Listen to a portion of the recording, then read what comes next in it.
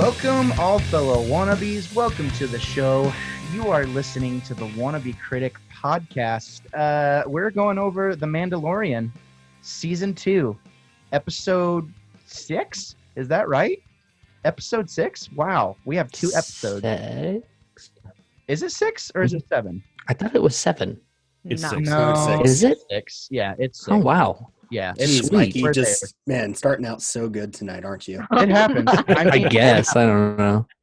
It happens. You know, there's no hard feelings either way. Yeah, as you can tell, it's, you know, we have a pretty full group here. If you are watching, thank you for watching. You're the best. We have a special guest this evening who's made a couple of appearances, not only on the Wannabe Critic podcast, but also on Wannabe Critic Productions' very own game club. So there you go. We have one Ryan Dalton this evening. How you doing, Ryan? Hey, good. Thanks for having me. Dude, thank you for agreeing to come back again. You know what I mean? Like most people, I come on the show, they're like, oh yeah, you know, I've actually forced legally Mikey, Rex, and Caleb, like they can never leave. Like I basically own their personalities at this point. They can't I leave. never signed anything.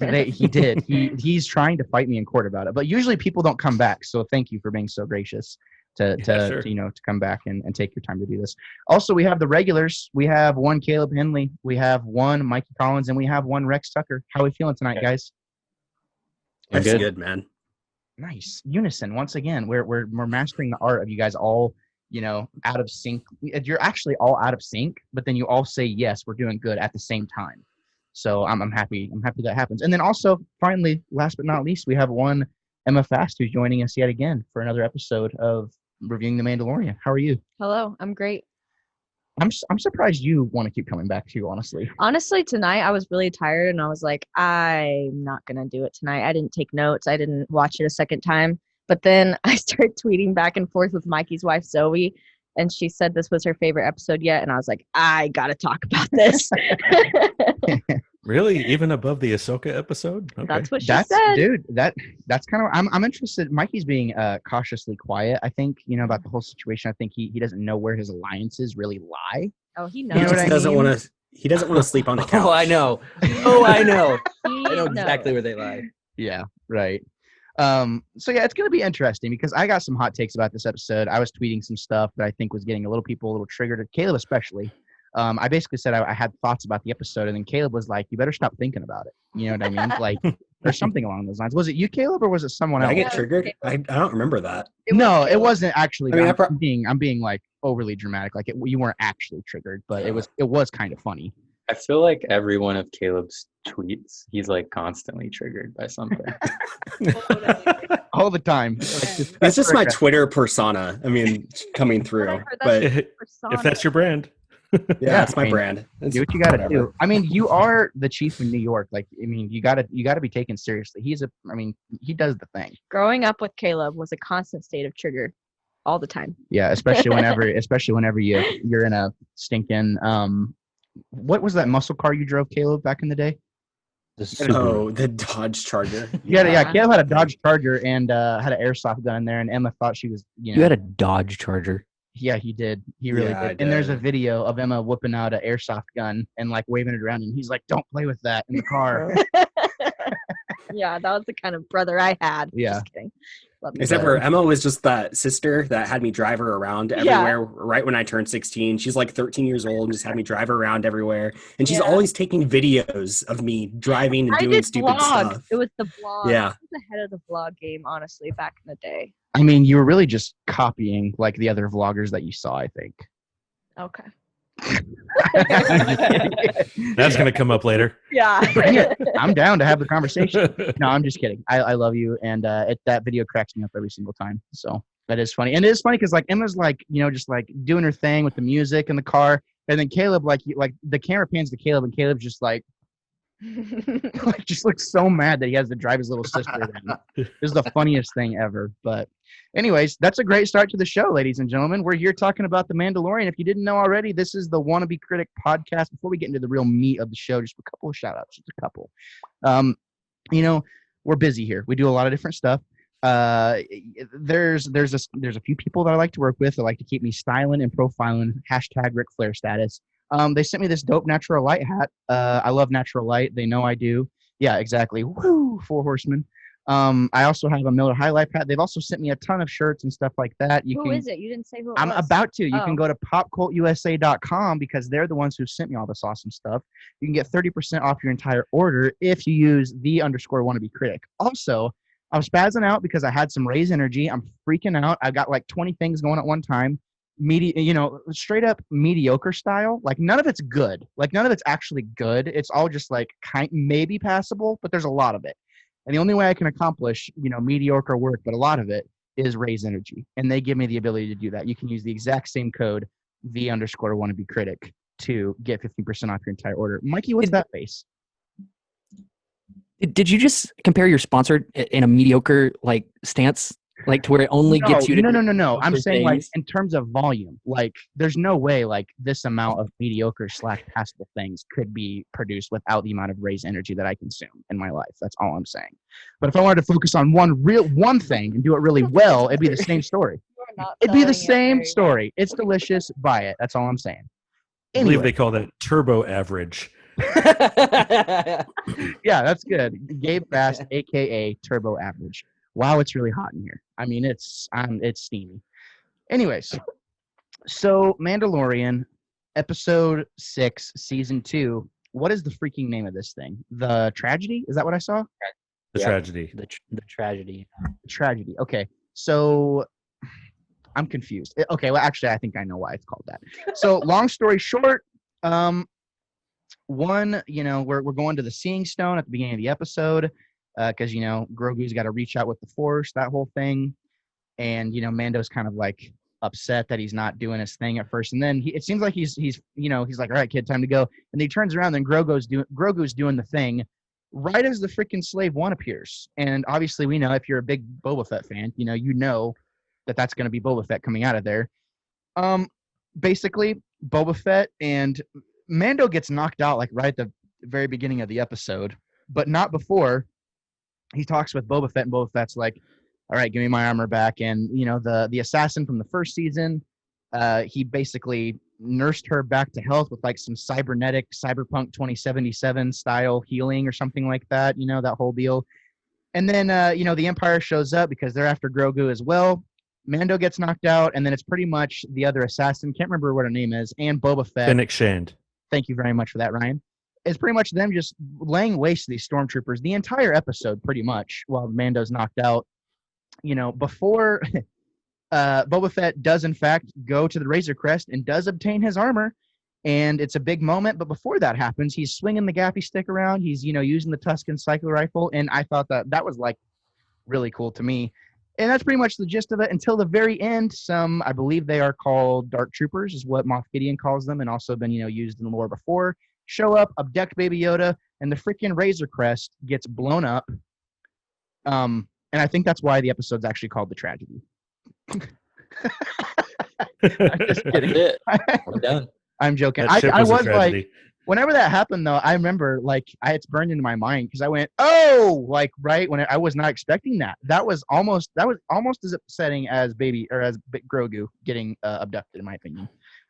So then we find our heroes at a loss at the end of the episode, and then Boba Fett decides that he is going to help Mandalorian, get Grogu safe passage because, quote unquote, that was part of the deal in exchange for the armor. Before, it's convenient how the Razor Crest got blown up right before Boba Fett got his armor. So that's the gist of the episode. Did I miss anything? Main story points. Is that pretty much it? Sounds about right. Yeah, I mean the gaffy stick to the stormtroopers' heads repeatedly throughout the entire show, like the entire episode. That was pretty much the meat of it. Okay. It was awesome. I'm just saying. So let's go around the room. Ryan, you are in fact the guest of honor. So what's your feelings on this episode? Did you like it? Did you dislike it? I mean, how you feeling on it? I did enjoy it, but I enjoyed it through the lens of knowing that it's a setup episode. So it didn't have to accomplish as much on its own. I have a feeling the initial outline when they were planning the season for this episode is Grogu is kidnapped, and we're setting up for the rest of the season. So, but they managed to put in a few other things. I thought it was cool that they put in the stone that is cropped up in some other things like Knights of the Old Republic and all that. They confirmed some things about Boba Fett that have been like burning nerd questions for 40 years. For one, is he alive? Yeah. Well, they confirmed that in one of the other episodes, or at least hinted at it. But they confirmed that he is as much of a force to be reckoned with as like everybody always hoped he was. And they did something interesting. They actually kind of remade the Fets as canon Mandalorians, because there's been some question in the past about whether they were pretenders who essentially just found or took the armor. But in making Jango Fett a foundling, they essentially brought the Fets back into the fold and made them real Mandalorians, which was pretty cool. I thought it was a fun way to kind of let some other characters shine a little bit in the action to show that Mando's not the only one out there who can mow through stormtroopers. So I enjoyed it for that, and I like that it set up almost like with the kidnapping, you know what's going to happen. They're going to go after him, but almost starting like a Magnificent Seven type crew, where he's got to put together the band of misfits to go get him from the remnants of the Empire. So looking at it like as a part of the whole canvas, I enjoyed it. Nice. So do you want to save your like critiques for it? I mean, do you have critiques? If you have them, save them. I always have thoughts. I mean, not necessarily critiques, but like thinking, okay, how would I have done this or that? Right. But yeah, I'll save them for later. Okay. Yeah. So that's what we're going to do. Everyone's going to say what they liked about the episode. We're going to transition to like critiques and whatnot. And then we're going to do, theories on what could happen. And also just before, we press on, I just want to say from the beginning, I told you something was going to happen to Baby Yoda. Just saying. Emma's been yelling at me all week because she said that, because I said that he was going to die, and I never said that he was going to die. Didn't you say it was going to be like at the end though? I mean, it's towards the end. You know what I mean? We didn't disagree with you on it, babe. Someone did. We disagreed that he would be going away forever. Okay, well that's not what I meant. Anyways. Okay. We all disagreed that he would die. Yeah. Yes. Okay. You're right. That he would die. I think you guys just enjoy naysaying across the board. Anything I have think to say? Everyone knew he was going to get kidnapped, and Moff Gideon was going to get hold of him at some point. That wasn't some big thing. I'm going to save it. I'll save it. Go ahead, Ryan. Oh, just one comment. One of the influences for the show is a story called Lone Wolf and Cub. Which is very much it's like this Japanese epic, which is very much based on like kind of the old grizzled warrior traveling with and shepherding this young child. So at least for now, kind of the way the show is going, it's sort of dependent on both of them being in the story. I'm sure at some point, if the show went on long enough, the show would become other things. Like I definitely think they're building towards reestablishing the Mandalorian throne with Bo-Katan. And all of that. So the show is setting up to go in a lot of directions, but it's definitely got, at least for now, that Lone Wolf and Cub vibe. Well said. I like that. So we'll save our critiques, our nitpicks for the end of the episode, and then we'll take our conspiracy theories. Caleb, what's your thoughts on this episode, bro? No, I liked it a lot. I thought it was a really good episode. I mean, I'm basically going to second everything that Ryan just said. I mean, I think that it does a great job of just setting up what we're going to see for the rest of the season and what we're going to get. I did think of you, Gabe, when they took him, just because you've been shoving that storyline down our throat for the past 5 podcasts. So congratulations. I hope you feel good about your takes. Yeah. No, but I thought it was really good. And, it just makes me feel good for the Star Wars fans that have grown up with Star Wars and grew up on the originals and have felt empty or felt that the sequels have been lacking, and there's been something lacking in the sequels, because now they're getting Mandalorian, and we've been over this about how the Mandalorian has the same feel as the originals in a lot of ways. But then they took a character that's a fan favorite by so many, but has so little screen time and is so notorious, but we don't get to see any of that notoriety put into action. And then in one 30-minute long episode, they basically did more for Boba Fett's character than what they did in the entirety of the original, movies. And just actually seeing just how much of a beast he is. Him mowing down those stormtroopers like that is just crazy. And I think they've done that for several characters this year in a way that still makes it feel grounded, but also is just putting weight at how skilled these warriors are. And I got to give them props to that. And it's pretty awesome. And yeah, I think it's going to be super good. I think the last couple of episodes are just going to be amazing. I think they're going to be jam packed, and I can't wait for them. Well said, Caleb. Really well said. I enjoy that. I always enjoy your takes 99.9% of the time. One Mikey Collins. What do you think? I enjoyed it. I think it's a really, really good episode. I like it when Star Wars focuses on characters that don't have force powers, because I like knowing that Jedi are out there. That's why I think I've really enjoyed this show so much. Knowing the Jedi are out there, but like connecting with people who don't have any idea about it. You know what I mean? And this episode takes most people that have no idea what's going on with the Force and put them in the middle of protecting a very powerful Force user. You know, I think that's really cool. And I obviously Boba Fett and going into his story more is awesome. I love that. And I don't know, there was a couple things that I didn't really care for, but I mean, I think it's still a very solid episode. Nice. Well said. Solid episode. Rex. Yeah, I like this episode. I thought Mikey brought out a pretty good point that we're getting more stuff that's not really. I mean, there is a Jedi involved, but like you said, it's more about the other people, and we get to see what they can do, and not only like all the Jedi stuff, but we get to see what like normal people in a Star Wars universe, how it feels, what they do. And I love that because to me, it builds the world more, the galaxy, the Star Wars galaxy. And that's kind of my favorite thing about Star Wars. So that's a good point, and I love that the show does that. For this episode specifically, I thought Boba Fett was pretty awesome. Like, he felt like pretty overpowered and just really strong. Yeah. And you don't really, kind of what Ryan mentioned, like you don't really see that. Ryan and Caleb mentioned this, but you don't really see that in the past movies. So I thought that was cool. Builds on his character. The combat scenes were just phenomenal, I think, and shot really well. Pretty sad about the Razor Crest. I like that ship, and I felt like somewhat attached to it. Samesies. Yeah, and you can kind of feel like he's pretty sad about his ship at the end. He's just like looking at all the pieces and just kind of, I don't know, what you can just imagine what he's thinking. Like, that's it probably, he was probably really connected to that ship.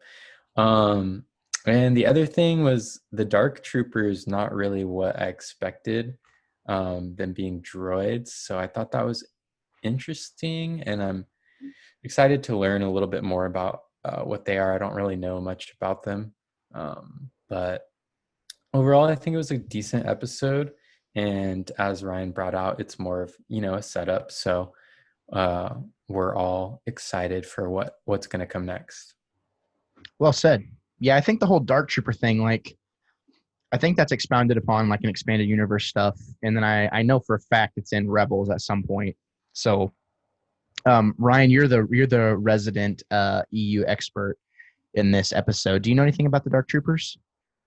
No, in fact, I was surprised to see them, because at least there are periods in the Empire's history where they're not only anti-alien, but they're anti-droid. Mm-hmm.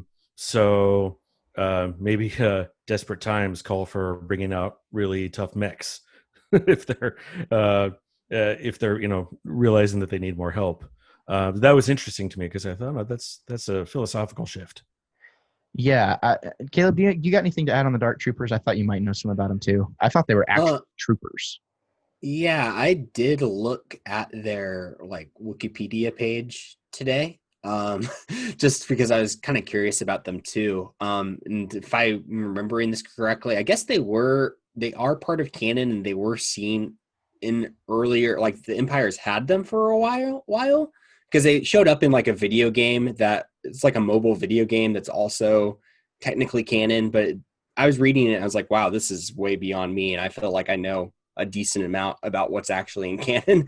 And so I guess it wasn't like we hadn't ever actually seen them before, but I don't know. I don't really know much about them or what they actually do or why you would necessarily use them. And yeah, it is interesting because it does seem like the Empire usually is anti-droid. If they weren't anti-droid, then why not use all of those battle droids that you had when you took over the Separatist army? Literally, But yeah. But yeah, just kind of odd. well, and I think too, like, it's like, I think, how do I put this? Whenever they showed those troopers at the end of the siege episode, or what we know, I think that was the name of it. You know, we saw him in Moff Gideon's thing. I was under the impression that lab was really like a bunch of Snokes, is what it looked like. Like they made it seem like that, but to my knowledge, I thought Dark Troopers used Force powers. Is that not the case? I think that's something different. Okay, gotcha. I think they had a different name. The ones that were sort of artificially Force infused. Right, because that was that was a narrative that was kind of pushed earlier. It's like, oh wow, they're really trying to make Dark Troopers like Force sensitive type thing, and like that's what the lab was for. And I'm like, bruh, like those were failed Snoke experiments, is what it felt like to me, is what it looked like. Do we? I mean, is there any thought? Just kind of throwing it back to that. Do we feel like those troopers that were released? We do think that those were the same ones that Moff Gideon was looking at on his ship, right? It's the same thing, right? I mean, Yeah. Okay. I don't think that the droids in those tanks are connected in any way. Okay. Yeah. The droids in the tank? Do you mean the clones in the tank or whatever they were experimenting on in the tanks? I don't think those in the Dark Troopers are connected in any way. Okay, good. Yeah, that's what I think as well. But I was talking with somebody else, and they were, they made that. I don't think there's any. I mean, I've never heard of like any droid or robot having any type of Force sensitivity. So yeah, that's what I thought too. Okay, just moving on. Emma, what did you think?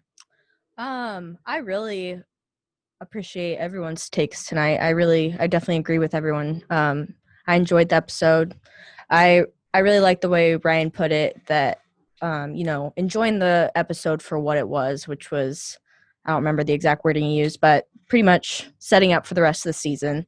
The whole kind of point of the episode was to reveal Boba Fett and show that Grogu got kidnapped, which they did that. So, yeah, I enjoyed it. I definitely wasn't my favorite, but I don't know.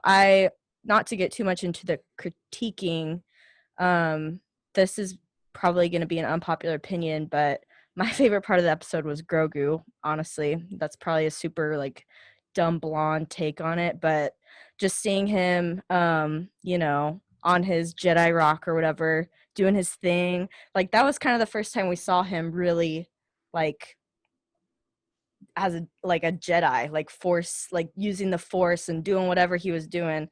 I thought that was really cool to see. I loved at the very end of the episode, once Moff Gideon had captured him, he was just like throwing the stormtroopers to the side. I loved seeing that. Boba Fett was cool. Like I said, not to get too much into the critiquing, I felt like they could have done that whole thing better, but yeah, I enjoyed it. Well said. I enjoyed that. Yeah. I actually kind of have to echo some of Emma's sentiments. I thought the episode was really cool, and it was kind of one of those moments for me whenever Boba Fett shows up. I was like, oh my God, there he is. It's Boba Fett, as the internet has called him or deemed him. He's a chonky boy. You know what I mean? And he's doing his thing, laying waste to those guys. It did feel kind of weird. I'm like, I think Rex I don't remember who it was. Maybe it was Rex. Brought up a good point. Is like, oh, so you're telling me like Mando just has extra rockets laying around because the Marshal in the first episode totally used that rocket, in the first episode. But Mando may have extras. I don't know. So that was pack, that pack might manufacture them. We don't know. Yeah, true. They may. Yeah, we don't know. I did enjoy it. It was one of those things for me too, like where after the first time I watched it, I was like, holy crap, this is awesome. And then I like sat down, like kind of thought about it a little bit more. And I figured out the problems I had with it. and I'll just say that. But long story short, I enjoyed the episode. But to go along with Emma, the coolest part to me was like the Grogu stuff. It was like, cool, Boba Fett's here. Awesome. Get back to Grogu, because like I know Boba Fett's cool. Boba Fett's been this like character for so long. And hot take, I like the Mandalorian more than I've ever liked Boba Fett ever. I mean, he's cool, but I don't like, he's not nearly as legendary as, to me personally, as he is to everybody else, I think. Yeah, I don't know, because I'm totally a different type of Star Wars fan than any of you guys. But like for me, it's like, yeah, Boba Fett's cool.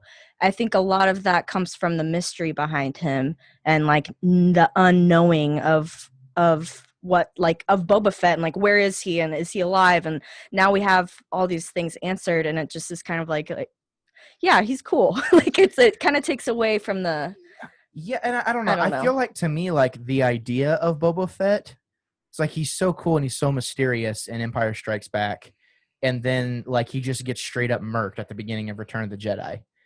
And we never see him again, except in Battlefront and like comics and stuff, which I haven't read. So, I don't have as much of attachment to Boba Fett. I mean, I always thought he was cool. I'm not saying that that's not cool, but I mean, people are using like the whole Boba Fett thing as like a reason to like this episode. It's like, oh my God, this has been the best one yet. And that's fine. Everyone's entitled to their opinion. But to me, I guess it just doesn't hit the same way. But I did really enjoy the episode, and I was really sad whenever Grogu got abducted. And I'm just going to try and kind of segue that into, critiquing. Does anyone have anything else they want to say about the episode before we go to the critiquing portion? Go ahead, Caleb. Just one thing. Slave One is probably my favorite Star Wars ship. So seeing it like come in like that, kind of like unannounced, like right at like basically they just revealed that Grogu is like using the Force, and you're seeing them use the Force in a way that you only really see in the animated shows, where it's like almost visible and there's like a force field like that. Like you don't really see that in live action. So that in itself is cool. And then like next shot is like Slave One coming in. Yeah. And it's just like, it's almost overwhelming with how awesome that like little sequence was. And I just love that. And I think from that moment on in the episode, I was just kind of hooked in just because of how cool that was. I feel the exact same way. Go ahead, Mikey. So I really enjoyed this episode. I'm kind of holding back a little bit, but one of my favorite movies of all time is Iron Man. And Jon Favreau has his hands all over this episode. And you know how you can tell? Because of the way Boba Fett looks? Boba Fett literally lands behind that stormtrooper and goes, clong, almost the exact same sound that Iron Man has. And do you remember the first Iron Man when he's just tearing through? Same effect in this episode. I was just like, holy crap, that's amazing. I absolutely loved that scene. I'm not the biggest Boba Fett. I don't know his backstory, and like I've never dipped into the comics or anything, which I wish I would. But slowly over time, $5. Sorry. Yeah, I need to. But slowly I've been really enjoying more Mandalorian stuff, and I have been doing research. But that was probably the most epic, probably Star Wars moment I've seen in a long time. And I really enjoyed it because I love Jedi and I love lightsaber battles, and it's awesome. But to see just a guy being a dude doing a thing and just destroying everybody, that's amazing to me. It feels like Iron Man in a Western, and that's like everything I love in life. So that made me so happy, that whole scene. I didn't even think about that, but yeah, totally. Like the comparisons are pretty similar. It is almost like exactly the same, and it looks like as soon as you said that, I was like, "Holy crap! It's the same freaking sequence." It's just pure power. Yeah, he's all, which I never really thought about Boba Fett being just pure power, though. I always thought about him being kind of like, sneaky and like kind of tactical. And in this episode, it kind of he is though at the same time. Yeah. Yeah, okay, we'll get into it more. Anything else you want to add on this before we get into like the, I have some thoughts or critiquing side of things? This is the second episode in a row that has made me make a geek noise, in which my brother looked at me and was like, "What?" Because I saw something. So in this episode, it was Slave One. When it came into view, I was like, "Oh!"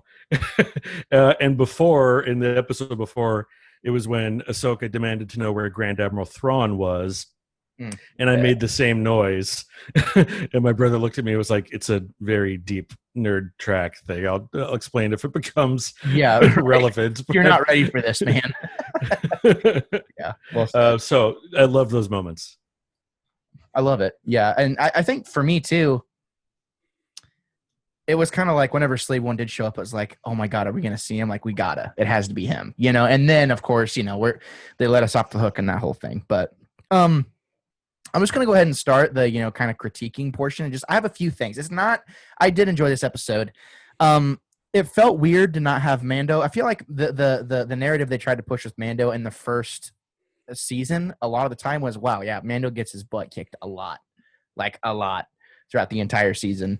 And then I feel like in this season, it's kind of like, yeah, we never see him anymore. Like, he's not even really, you know, he's just like incapacitated, not really, doesn't have as much screen time. And I like that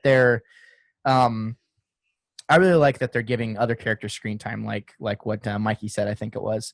It did feel weird to have him just kind of like be knocked out the entire time. Also, the first time you tried to reach for Grogu and the Force pushed you away, why did you do it like 3 other times? That was like, he's like, come on, kid. It's like, bruh, that's not going to work. And then the third time it's like, oh, he got knocked out. It's like, I'm sorry. Is he an idiot? Because, you know, go ahead, Caleb. It has been very strongly hinted that he has a very, very much a father and child mentality. And if you're a father, there's nothing that's going to stop you between like trying to rescue your kid. And I think that's kind of what he was showing, is like, he knows it's going to keep throwing him back, but that's not going to stop him because he's so attached to and wants to protect this child. And how heartbreaking that must be at the end, like that he wasn't able to break through and save that child. And eventually he's gone, and now he has to go rescue him. So I think that's the thing, is like, and I think if anyone was a father, I think you would relate to that, is like, there might be a situation where you're not able to get in there and it's not realistic for you to be able to save your child, but that does not mean that you're not going to try. And I think that's kind of the point they were probably trying to get across. Sure. And I get that. Like, I'm hip, quote unquote, on that point.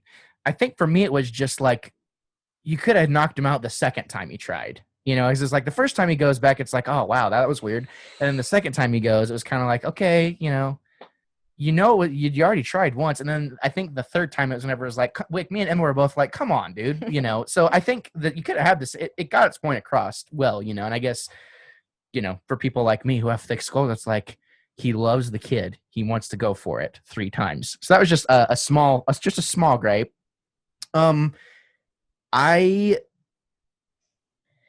I feel like I'm gonna I feel like these 2 episodes are gonna be compared a lot. You know, this episode we got and the last episode, because people are saying like, oh yeah, like Boba Fett, this is so awesome. You know, great. For me, the last episode, like literally watching Ahsoka get to this point, and like, you know, literally seeing her from like a child almost grow into like a full woman, you know, and do this thing, or a full, you know, adult, I guess. And like do this thing. It was just a really kind of cool experience, because like we've seen the whole thing.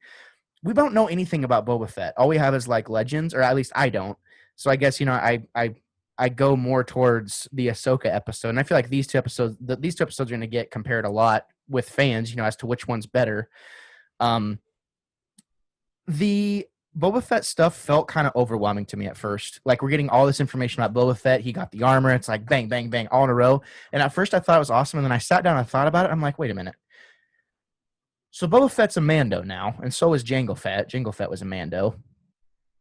And I don't know why, but for some reason that just made me feel weird. Like, it just felt like all this information kind of got dropped. And I guess it's kind of the same feeling like whenever people like retcon a story, like you've come to know, or you've had an idea of what this thing is. Because, I mean, his helmet's still dented, is it not? And I thought Beskar couldn't be dented. Like, I just have questions. I had a lot of questions at first, and I was just kind of questioning the whole experience of everything. Mikey and Caleb do not like your point. Well, I don't care.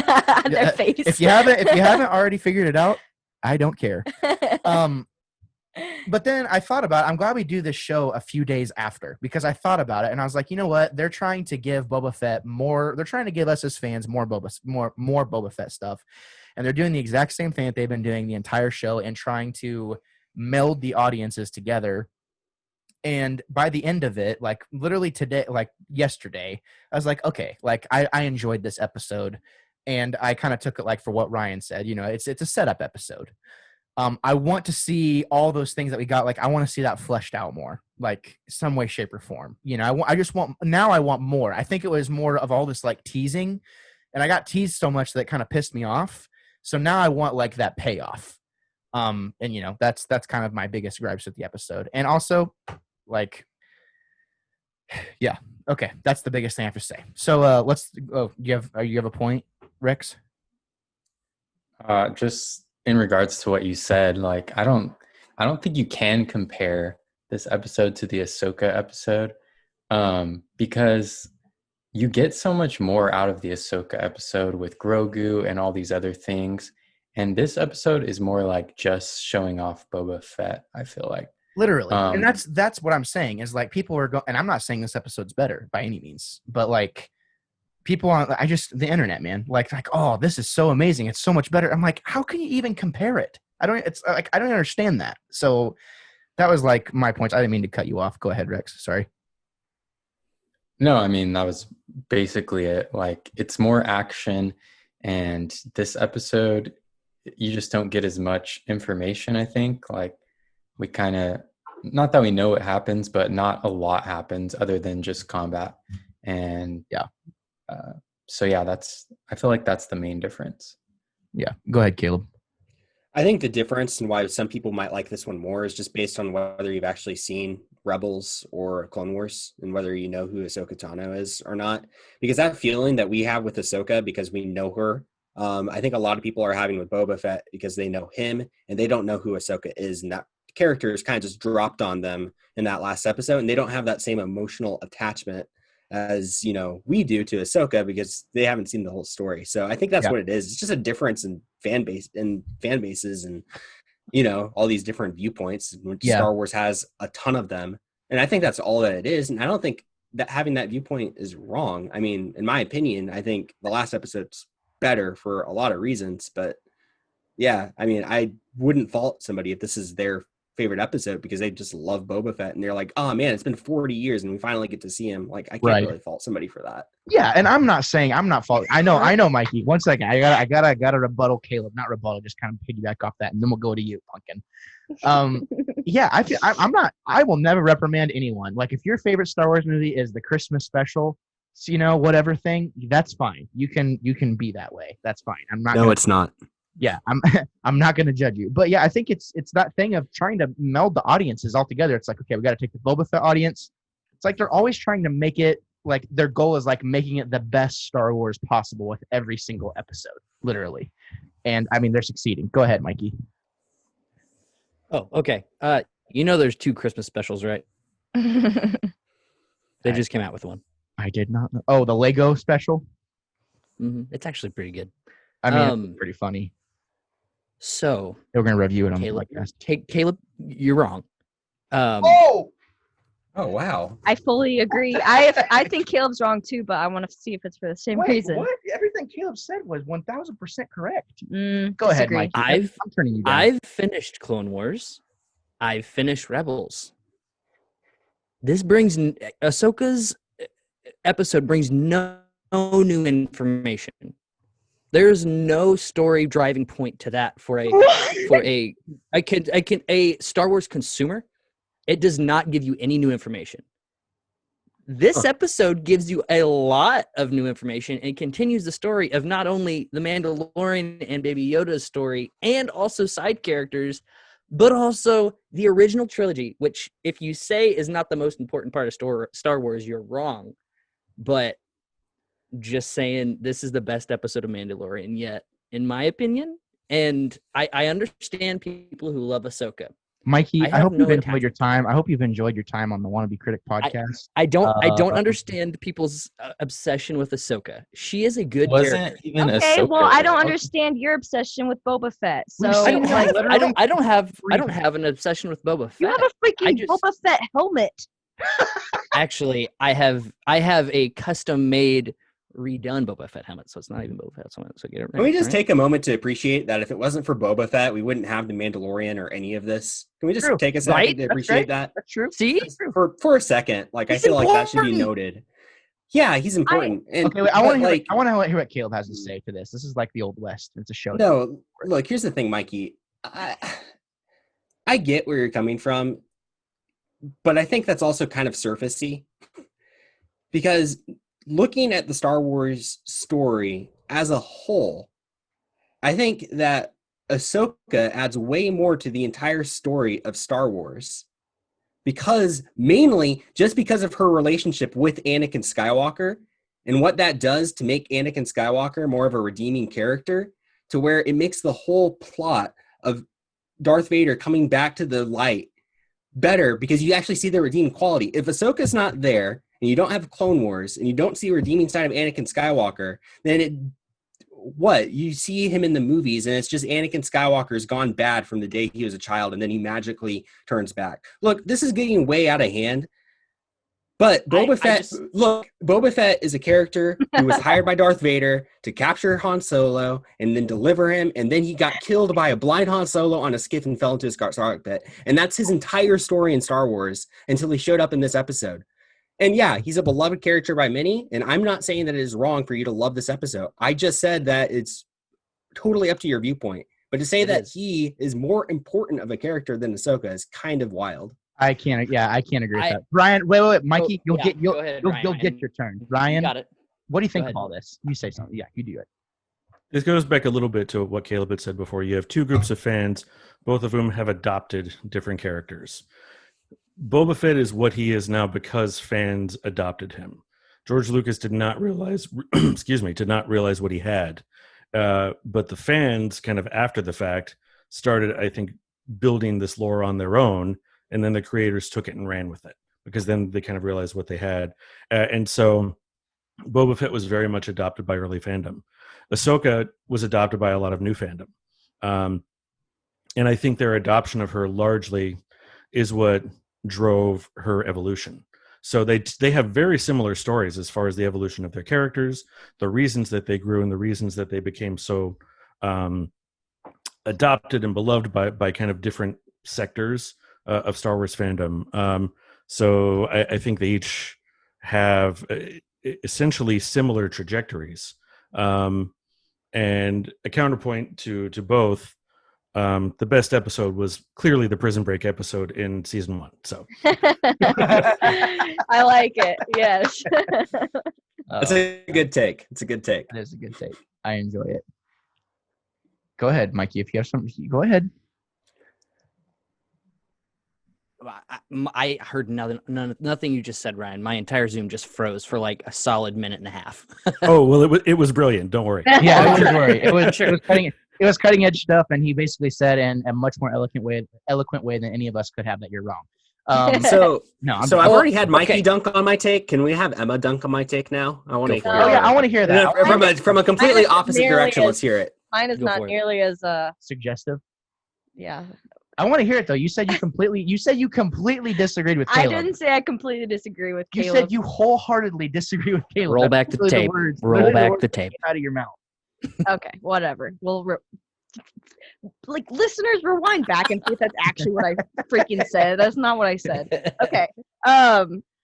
Anyways, I was just gonna disagree with the fact. I mean, it's been a little while ago that he said this, but I think he said something along the lines of, you know, people that have watched all the Clone Wars and the Rebels are obviously gonna like Ahsoka more, and people who have not and have just seen the past movies are gonna like Boba Fett more. And to me, I just disagree with that point. That may have not been exactly what he was trying to say, but I just my thing is just like, I don't think they're even close to being comparable characters. I mean, obviously their last episode was Ahsoka. This episode is Boba Fett.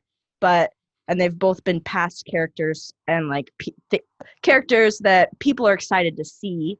But I personally have not watched the Clone Wars or Rebels. I just started this week because of the previous episode, which I think is pretty cool that an episode of The Mandalorian got me to get started watching an entirely different show. But besides the point, after just seeing that one episode with Ahsoka, I fell in love with her character for reasons that Mikey probably would not understand, and that's okay. But I've never felt like connected to Boba Fett in any way, even though I grew up on those movies. So it's just different people like attached to different characters, and like everyone's opinion matters, but like no one's gonna have the same opinion. Yeah, it's not going to be a carbon copy. And I think too, like for me, I think it's also what's my saying? Someone make a shirt that says Star Wars means different things to different people, because for me, I'm obsessed with the idea of Star Wars should always revolve around hope. Like that's literally what. Go ahead, Mikey. I have never heard you say that. I've said that 100 times on this podcast. Literally. Don't laugh at me. I hate you. I'm turning you down. Retcon. It's being retconned. He's retconning the show. Literally. I've said that literally 100 times. And it's mostly been in fights with Ethan, I think. But, like, I'm obsessed with, like, the idea of hope. Just, like, it gets brought up. Like, that's what literally the entire series, the entire story of Star Wars originally is revolved around the idea of hope. A New Hope, you find it at the end of Empire Strikes Back. You find it's like, oh, well, maybe our heroes will find themselves in a better position next time. Return of the Jedi, we literally find it's like, oh, well, there's hope for people who seem lost. Dave Filoni drives that home a lot, and like that's why I love Dave Filoni so much, is because literally the entire everything he has ever done, there is a sense of hope involved with it. And for me, like Ahsoka is that hope, like in a lot of ways. So for me personally, like I'm going to gravitate towards that more. Whereas, and it's like to hear my wife say like, oh my God, like I want to learn more about Ahsoka. She has 2 complete shows to go through should she so desire. And she can literally look up the best Ahsoka episodes to watch if that's what she wants to get that story. Boba Fett, it's like, I kind of agree with what Rex said, and I want to get to his points here in a minute. To me, to say that I can't agree that for me, this is the best episode just because Boba Fett went ham. But if that's what you like, if that's what you like and that's what you wanted because you never connected with Ahsoka that way, then I think you got exactly what you wanted and like what you were looking for out of something like this. So, you know, that's just kind of my take. But, you know, to kind of find, you know, try and meld everyone's opinion all together. And basically, I just regurgitated what Ryan just said. But, you know, for basically all you 10-year-olds out there who can't, you know, comprehend big words, there you go. That was for you. Because I'm comparing my, you know, intelligence to a child's because I'm not very smart. Anyways, it was a failed joke. It's not a big deal. Go ahead, Rex. What was I going to say? Oh yeah. If you take the characters out of it, like I was just saying, like, I think the last episode or the Ahsoka episode was better just because of what was in it. Not even because of the character, really, but that's just me personally. And I think I see Mikey's viewpoint of, okay, this episode you get more of a Western vibe from it, and you get that cool action, that cool combat. You literally get to see like the stormtroopers, like pieces of their helmets, like flying off, and like the combat was directed really well. And the last episode, the Ahsoka episode, you get more, I don't know, like a samurai feel to it, and like a different you get more of, I feel like there's more of a story in that one. So I do see his viewpoint, and I think it's just kind of, you know, just small little differences. Okay, one thing Mikey said that was just wrong was the fact that he said there was no new information in the previous episode, which is just completely wrong. We learned Grogu's freaking name. We learned that he was a Padawan. We learned like all these. Okay, don't act like that's not a big deal. That's Mickey, what the come on, bro. Like, come on. You're just doing this to do this. I'm really not. The definition of Mikey's intake. Like, can I defend myself? I just want to say something. Okay, so like I said, it's got a very Western feel, right? I have never watched a samurai movie in my life, except, I mean, like, obviously there's other, you know what I mean? But Caleb's going to hate this. I do not think Ahsoka is essential to Darth Vader's story. Okay. Okay, you can have Okay. that viewpoint, But- dude, but like, but come can I say- on. can I- can I Let's say stop something? this with the Can going back to Rex's point though. Rex has the right point. If you take Ahsoka out of that episode and replaced her with a different character, you still get more advanced to the backstory and actually learning about like Grogu and kind of the whole plot and what Okay. is essential to the Mandalorian in this episode than you do in this episode, other than he gets, snatched at the end. Like, come And he on. makes- So I just want to point this out. We learn his name and we learn that he was on Coruscant. And we also learned that freaking Thrawn is alive. So that's kind of huge. That is I true. want to Go hear ahead, Ryan's Ryan. I want to point. hear what Ryan has to say. Yeah, I want to hear what he wants to say because, yeah. Last episode does have one of my favorite little character moments. There's these little quiet moments that are fun. I did love when Mando and the essentially the other lieutenant are faced off while Ahsoka fights the woman, and that other guy is so casual, just like, who do you think's gonna win? I just loved how he was like so mercenary about it, and just like a casual, you could tell like a lifelong kind of second bad guy to somebody, and he's just totally chill about it. I like that. I thought that was that conveyed a lot of character very efficiently, which I thought was really cool.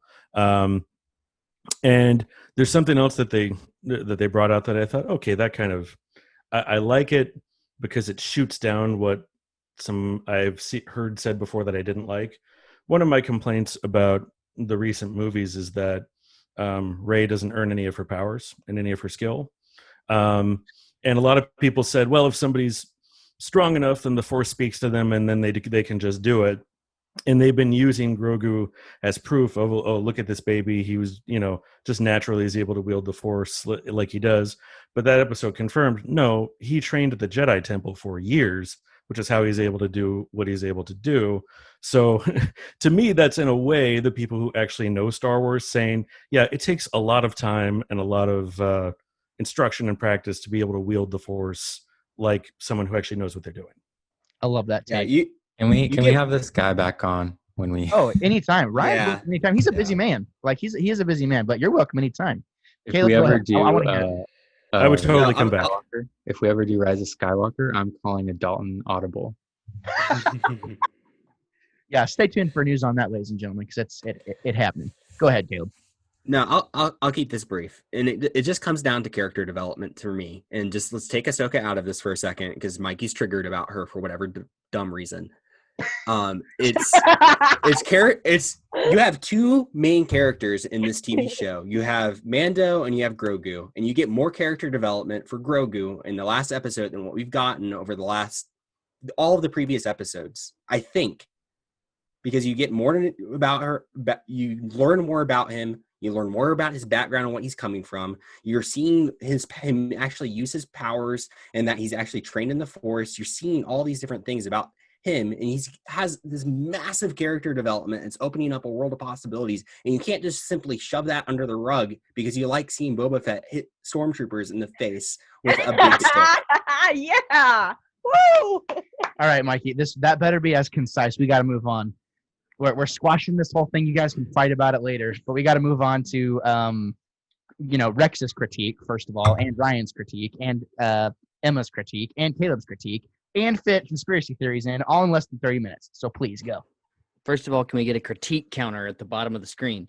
No. Caleb, I love you. It's just Star Wars. But I'm not a huge Boba Fett fan. I said that at the beginning.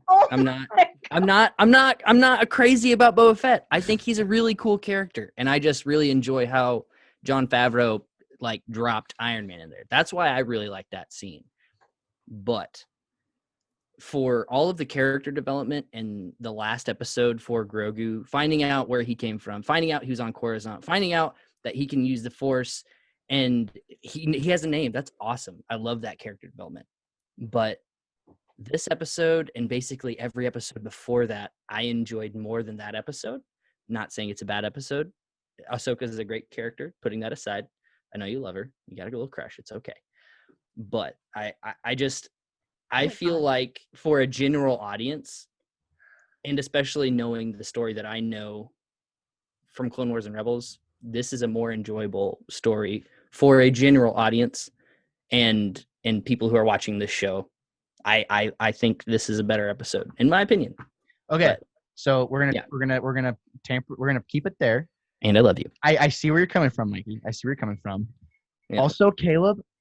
Now Caleb knows how I feel for simping for the sequel trilogy, because like this is literally been me for the past like 5 years. It's like it's really good. No, it's not. Frick. Like, God. You know what I mean? So okay, Ryan. I want to hear your thoughts. Thank you for that. Was like the most entertaining segment we probably ever had on the show. So we should need to get some fanfare going there. That was good stuff. Ryan, what are your thoughts? The one thing I would say is that this is probably the first episode where I thought the helmet actually kind of impeded the storytelling a little bit. Most of the time, they're able to convey exactly what they need while keeping his helmet on and everything, which I think is very cool, and I think makes a great case for doing the exact same thing when someone eventually gets a Halo series off the ground. But in this episode, you really needed to see his growing paternal feelings and his desperation to get Grogu free in order to hold together the fact that he was trying 3 times unsuccessfully to get him out, knowing probably the same thing was going to happen. I feel like it would have been much more powerful and understandable if you could see the fear and the desperation on his face and the determination, like, I don't care how much it hurts or how many times it knocks me back. I'm going to try. And I think in a typical screenplay, that's what they would have relied on, like the actor's face to convey that. But they didn't have that this time. And so this is the one time I feel like the mask was a little bit of a liability.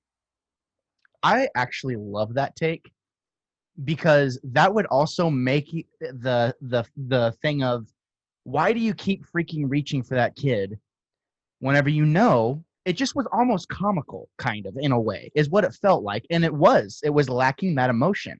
We couldn't see his face. So, but you and Caleb were both right. Like, of course you're going to do everything. And then finally it knocks him out. Go ahead, Rex. Not only that, but when he's looking at his ship, like, we don't get the extra emotion that we would normally see on someone's face. So yeah, I really like that take. Totally. Too. Like, it's almost like he should have like Vin Diesel out for a second and being like, you just made a big mistake. You know what I mean? Like we could have had a moment like that, but no, he just like has to stand there and like, he just like, oh, and also I live my life a quarter parsec at a time. Literally. And also it just makes me think too about the earlier episodes, whenever the droid is about, is going to sacrifice himself. He's like, oh, you can't, like, you're going to help us now. Like we lacked emotion there too. That was why the finale of the first season I thought was just okay. A big part of that. So I love that take, Ryan. Thank you. Caleb, go ahead. You got any critiques, any thoughts besides everything that you and Mike thought about for 30 minutes? No, and I don't want people to think that I don't like this episode, because I do. I like this episode a lot, and it does a lot of things right. I just, comparing it to the last episode, for me, I prefer the last episode for all the reasons that we discussed. Just narrowing it to this one specific episode, it's too short. First of all, it's 30 minutes. I think it's the shortest episode of The Mandalorian yet. So it's way too short. And at the end of the day, I mean, and this kind of follows the same line, it's not a whole lot actually happens. He lands on the planet. Gorgo starts doing his thing. Boba Fett shows up. They fight a bunch of stormtroopers, and then they snatch Gorgo.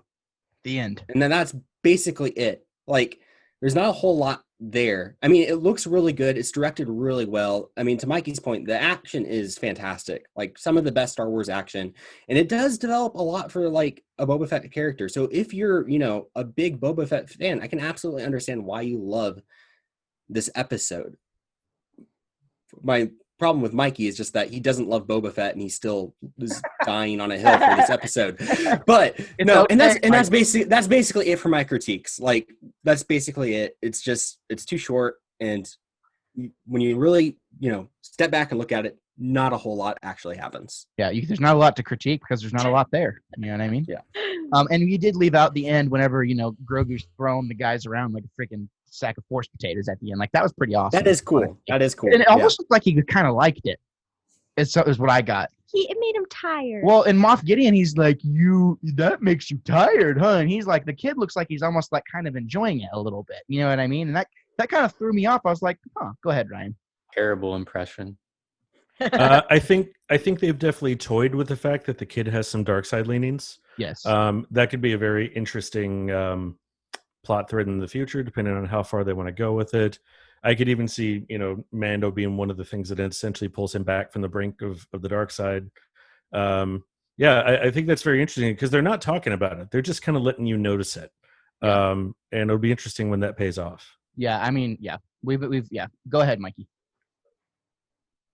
So a big part of why I like this episode is, I know we're on to critiques, but the implications of this episode. Because there's a lot of this is probably the first episode where I was like, oh man, there's so many theories to go with this. Who's going to be the Jedi that Grogu reached out to? Who's going to come at the last minute and save him?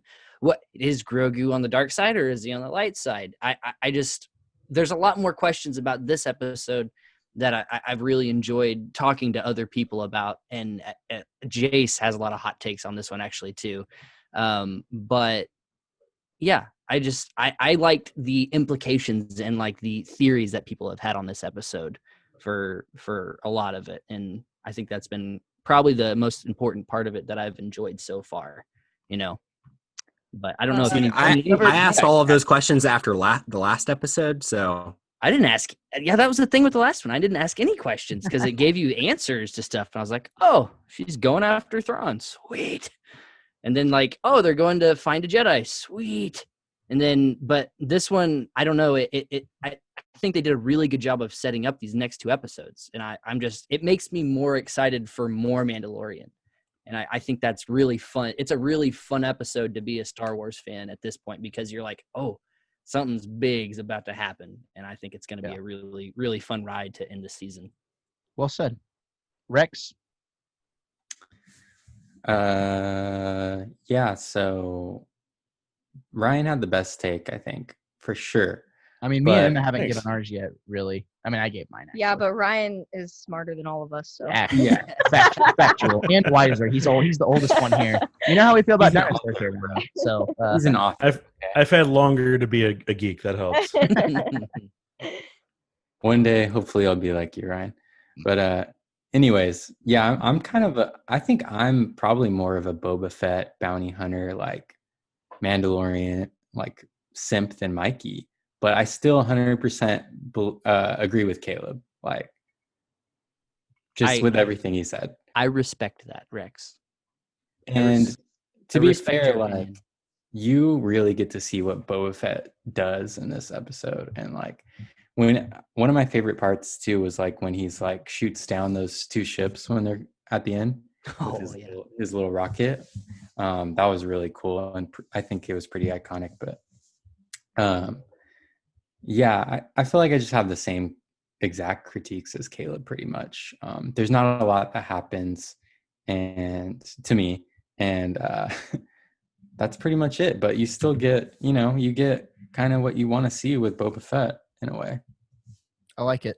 I think there was a point for me too where it clicked. It was like, oh, this is literally just going to be, 12 minutes in, this is just going to be Boba Fett and this girl killing stormtroopers the entire time. So then I kind of inherently tuned out a little bit until something else happened. For then after 8 or 9 minutes of that exact same thing happening. Go ahead, Mikey, quickly, and then we got to move on to Emma. I don't understand why she has to she has I don't either. That's my biggest gripe about this episode. I enjoyed the part because she seems like a really awesome sniper and really strategic. But I think they could have spent that time on more stuff. Sorry, Ryan. What'd you want to say? I'm guessing they're going to need more people in the finale. That's exactly so they had to start bringing them together in ways that feel organic enough to hold together. I mean, they did show her off earlier in the season. It's like, oh, hey, she's not done for. Go ahead, Rex.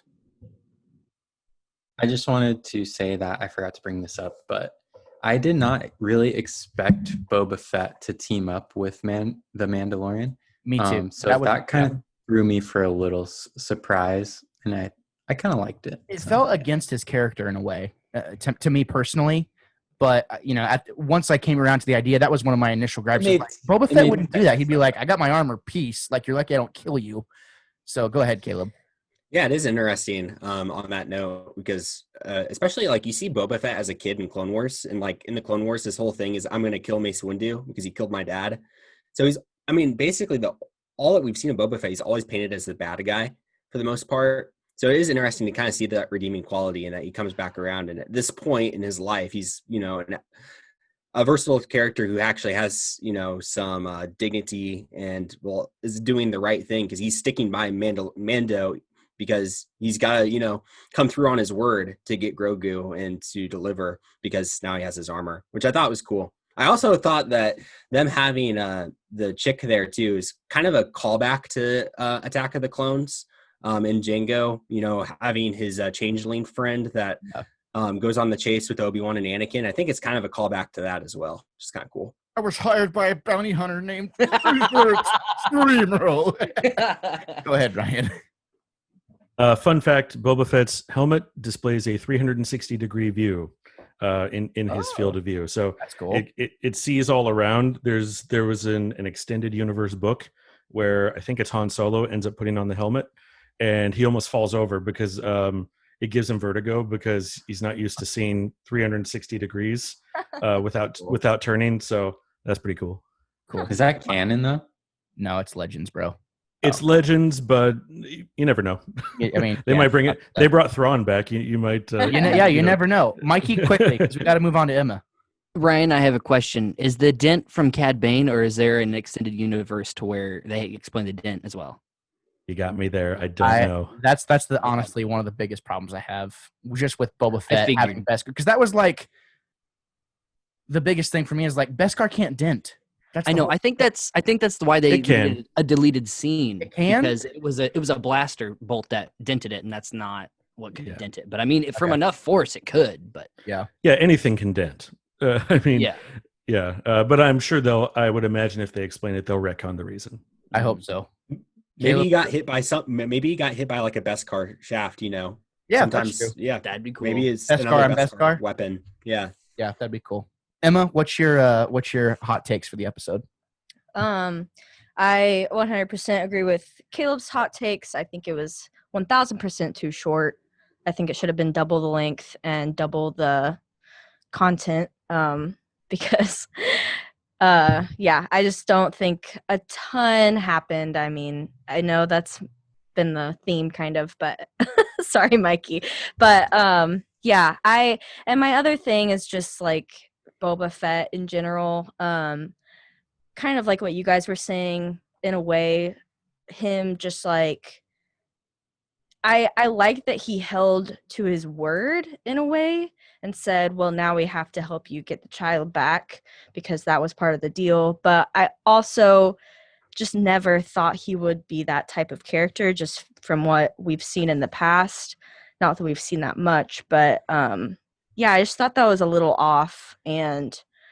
But obviously he is a lot older now, so maybe he's changed. But still, just the whole way it was cool seeing a ship come in. Probably not as cool for me as it was for you guys.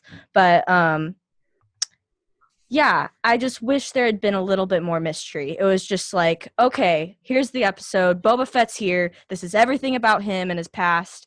And like now he's part of the team and this is what's happening now. Like I just wasn't a huge fan of that. It was just a little overload for me. I would have liked a little more mystery. Maybe they split up at the end of the episode, but then they like convene again, kind of like with what is it, Bo-Katan? Is that her name? Yeah. Kind of like similar to that, but I don't know. That's just a personal opinion. It's just kind of interesting to me that he'll like most likely 100% be in the next couple episodes. And so I don't know. That was just a little new of an idea to me. But And I'm going to piggyback off you for a second. I'm going to kind of round out this whole hot take thing. It just felt, first of all, the first time I watched it, it felt a little out of character for Boba Fett to be like, yeah, I'll help you. This is great. Whenever literally in every other thing, especially in Clone Wars, even like as a kid, he's mischievous, and I was saying that I think it's kind of frustrating how they try and make it seem like 15 or 20 years has passed since Boba Fett was in the Sarlacc pit. he's all scarred up. When in actuality, it's only been about 5 or 6 years. But he Oh. looks, I was unaware of that. yeah, so he looks like he's like war torn and like it's been all this time. And of course, I understand you can't make him. I mean, luckily we have the, we're kind of spoiled in that we know about how clones should look. And we know how Jango Fett looked, and I get it. If they're trying to kind of accelerate the aging process thing, because clones age faster. You know what I mean? A lot of people don't know that. You know what I mean? A lot of people don't know that clones age a lot faster. So that was one kind of thing that messed me, and that was one of the things that made me think about just all. I was agreeing with Emma in that it felt like we were getting all of this stuff out all at one time, and I truly needed like 2 or 3 days to like process everything in my head, because this is a character we don't know anything about. Realistically, we know a few things about him. So having all of that come all at once, I'm good with it now. Like I'm down with it. I think it's awesome. So, but that was one thing that just kind of irked me, was just it felt like too much all at once, and it was too short of an episode. So I think that's kind of a continuous thing. Rex, really fast, go ahead. Yeah, that's what the Sarlacc pit does to you, man. Just so you another I've thing seen things, man. Yeah, exactly. Another thing I forgot to say is it kind of felt, I don't know, like I felt like I knew Grogu was getting kidnapped like already. So it didn't hit super hard for me. I forgot to bring up that earlier, but that was another one. Thank you for bringing it up. Let's We'll bring it on to speculation. Episode. Yeah, let's bring it. Shut up.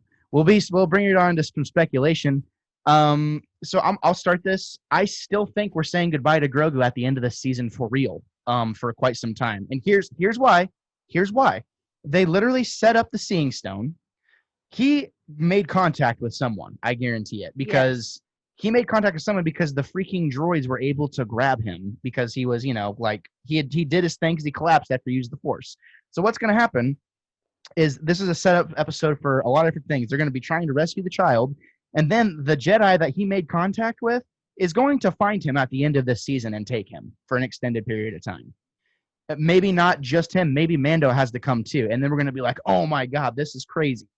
So that's kind of my speculation, is I still think like, either the show ends at the end of this second season, which can't be possible. No. Or something is going to happen to where it feels like the Empire Strikes Back. Has to. Go ahead, Mikey. I feel like if a Jedi does show up, Mace Windu, I feel like he's gonna take Grogu away and train him, but we're gonna continue Mandalorian's story. And I feel like a good ending for the Mandalorian would be for them to be reunited at the end of this show, and then that's how it ends.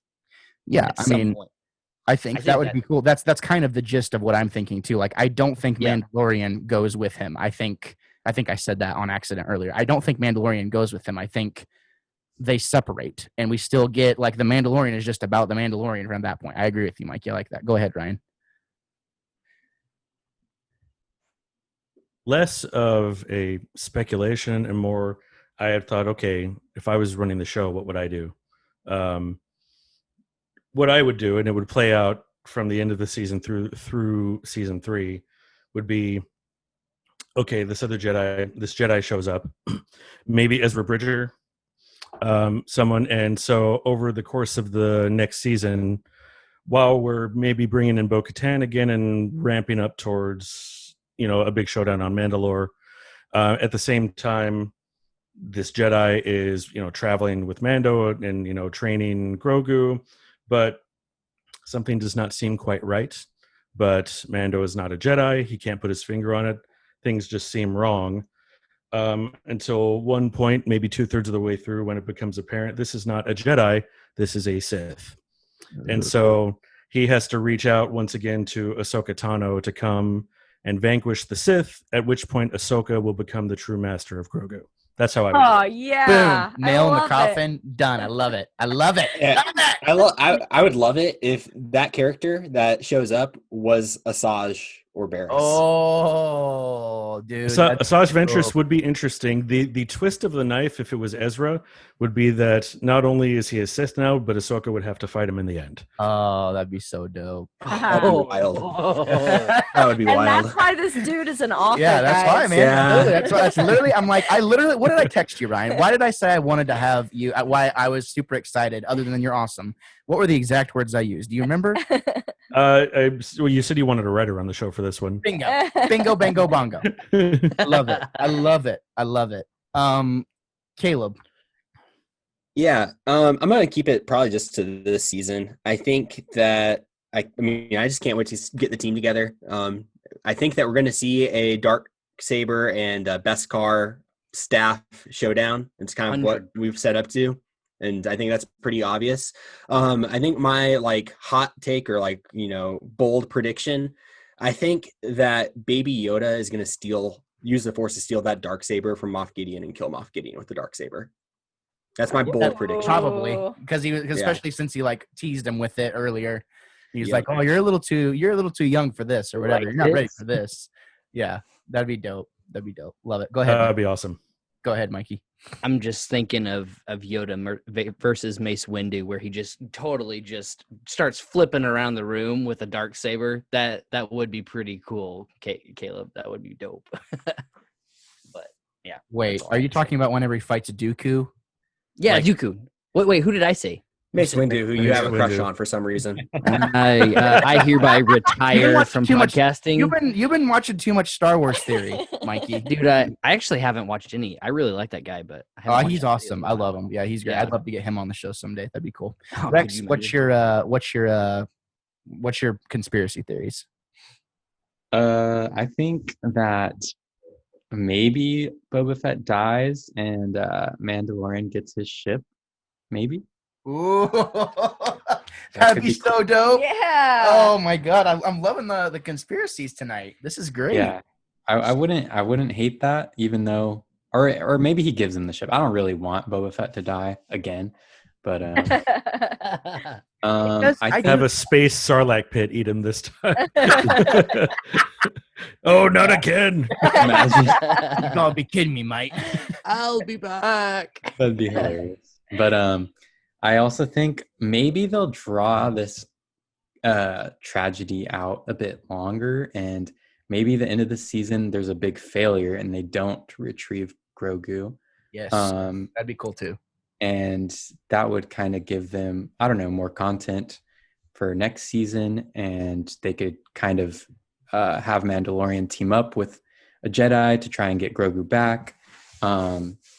And maybe when he's captured, maybe he starts to turn to the Sith a little bit. Maybe something like that. Go ahead, Ryan. One other crazy possibility. I don't think they do it. It's just interesting to me. It's sticking in my head that they call this episode the tragedy. The only other time they've ever referred, put a point on a tragedy is when Palpatine was talking about the tragedy of Darth Plagueis the Wise. So what if the beacon brings out Darth Plagueis, who it turns out is not dead? That could be interesting. I think we all want to see Darth Plagueis, so anyone would be happy with that. Yeah, that'd be pretty dope. My biggest question, Emma, before I say my thing, I want to know what's your speculation. I truly don't think I have much to add as far as speculation goes. These guys all know what they're talking about, and I love all of their speculations, particularly Ryan's and Rex's. I love those ideas. I love the idea, nothing personal against Boba Fett, but I would love the idea of him coming and everyone being stoked, and he's alive, and then he dies. But no, I just think that'd be funny. But no, I think it'd be pretty good storytelling. And then I love the idea of what Ryan said, Grogu maybe being trained by a Sith and then Ahsoka having to come save him.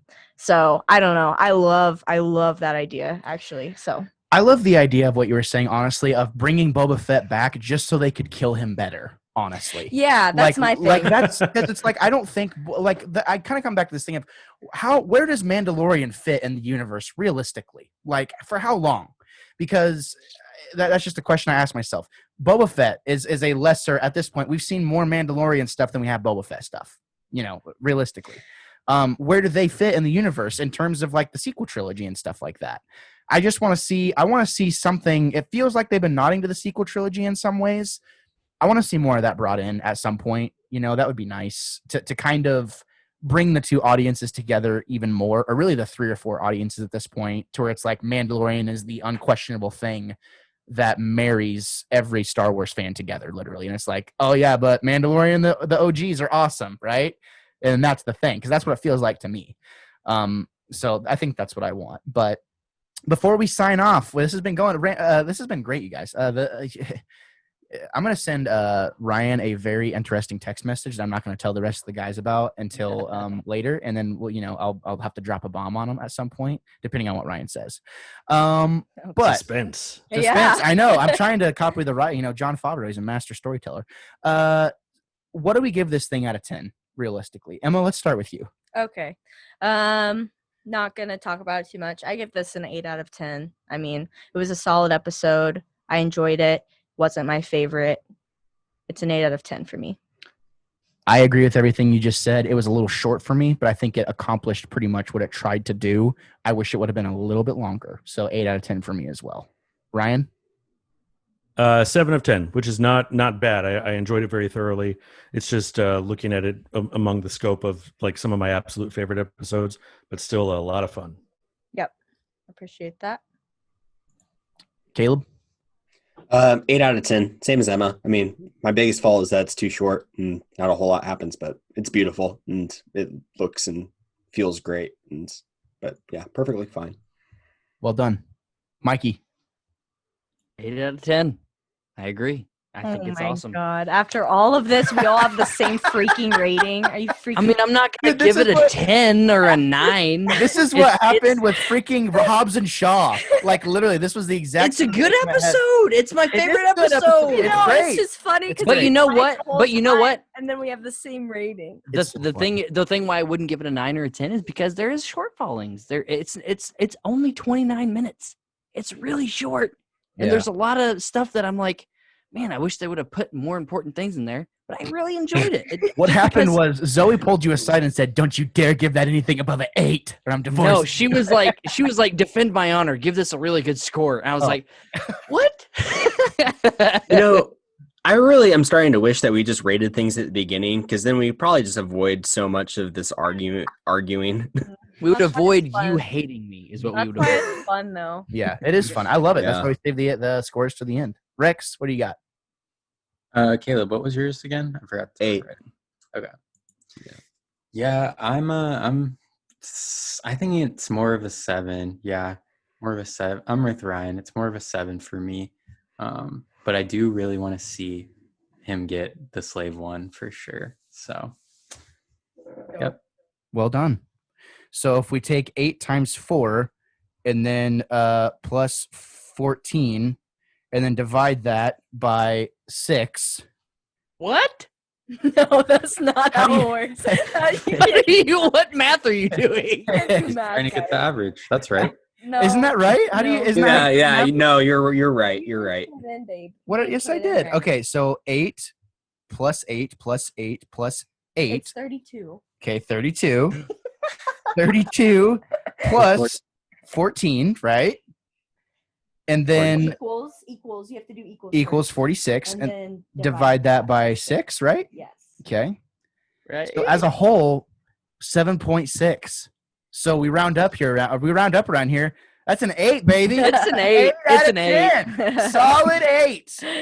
Oh Love my it. gosh. All right, guys, it has been an awesome episode. Thank you so much for joining. This project continues to be more and more fun. I absolutely love it. It gets better all the time. Ryan, I hope you enjoyed yourself, man. Thank you Very so much. much. I thank you for taking your time. This was great. Absolutely. Caleb and Mikey continue to be the reason why I want to get this show in front of more people, because people are going to watch this and be like, oh, it's going to be the Michael Jackson popcorn emoji or the GIF, where he's at it's great. I'm like, I want to make popcorn. I might make popcorn next time, to be honest with you. GIF. Yeah, the GIF. Yeah, GIF, whatever. Go ahead. Rex, go for it. The IMDb, sorry, gave this a 9.4. Well, they So- can go. I jump agree off with that. I agree. What? You rated it Okay. an 8. All right. Idiot. We're freaking cutting this off. Thank you so much for tuning in, ladies and gentlemen. Make sure you're checking us out on Twitter and all the other stuff. There's too many people here to plug all your own stuff, so you know where to find us. If you want to get a hold of us, Wannabe Critic Productions, Wannabe Critic, everything on Twitter, you'll find us. It'll be great. Let us know how we're doing. We would appreciate it. Thank you for tuning in, and thank you for preparing yourselves for a plethora of hot takes and potentially unpopular opinions. You'll find us next time. Say goodbye, everybody. Bye, guys. Adios. Bye. Joey, I'm sorry. What? Coke is better.